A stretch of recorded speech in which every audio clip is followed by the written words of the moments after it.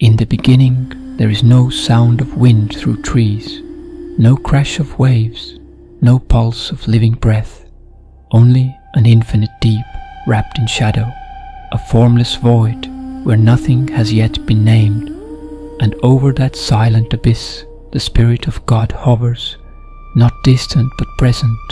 and then a voice breaks eternity with authority gentle yet unstoppable. Let there be light,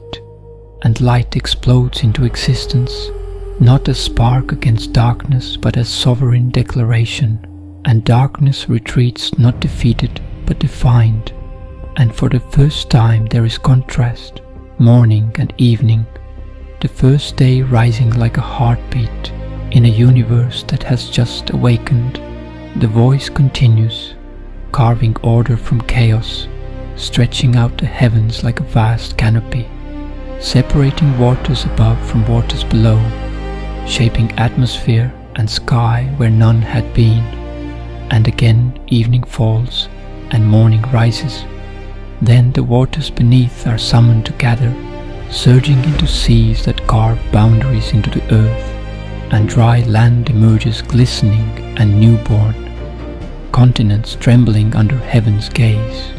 and at the command of God the soil erupts into green, tender shoots pushing through raw ground, grasses spreading like woven carpets, trees lifting branches toward light, heavy with fruit, whose seeds whisper of futures not yet seen, each bearing life according to its kind, and God beholds it and calls it good. The heavens are then adorned with luminaries, a blazing sun to rule the day, a silver moon to guard the night, and stars scattered beyond number, each placed with precision, marking seasons and years, forming constellations that will one day guide wanderers and awaken wonder, and the universe hums with rhythm and purpose. The waters teem with life at His word,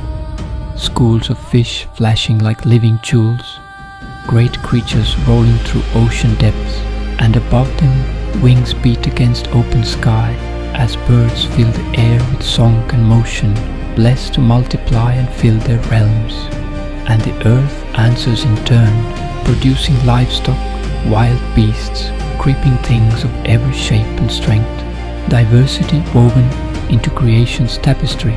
yet all of it building towards something more. Then the divine council speaks with intimacy, let us make humanity in our image, and from the dust of the ground a form is shaped with care, hands molding clay into likeness, and into its nostrils God breathes the breath of life, and dust becomes living soul, eyes open beneath the sky, still echoing with creation's birth, and the first man stands upright, bearing within him the imprint of the Creator, reason, will, capacity for love.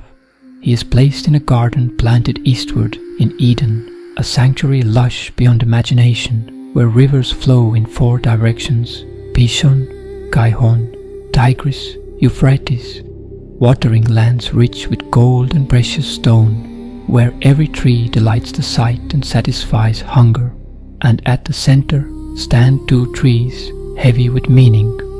the tree of life,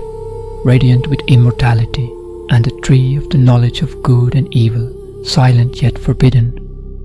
The man is given purpose to work and keep the garden, to steward rather than dominate, to cultivate beauty and guard harmony. And as he names the animals paraded before him,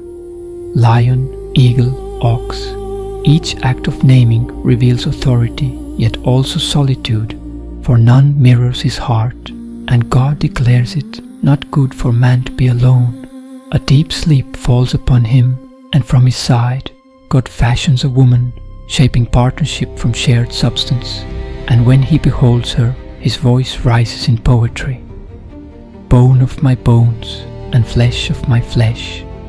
and joy floods the garden as 2 stand united, naked and unashamed, innocence like a second light, illuminating the world.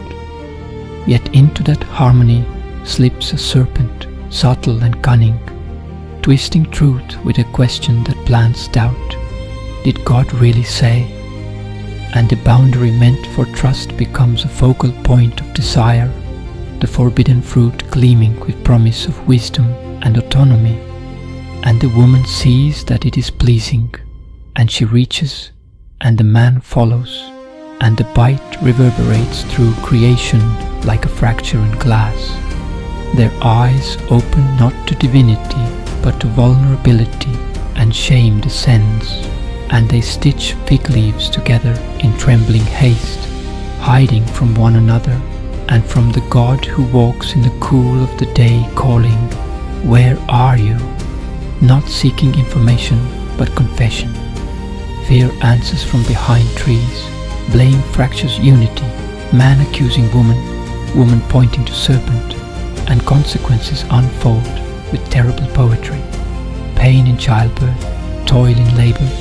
ground cursed with thorns and sweat, desire tangled with domination, mortality pronounced, for dust you are, and to dust you shall return. Yet even in judgment a promise flickers that the offspring of the woman will crush the serpent's head, though wounded in the struggle. God clothes them in garments of skin, covering the shame with the cost of sacrifice, and they are driven east of Eden, cherubim stationed with flaming sword to guard the way to the tread.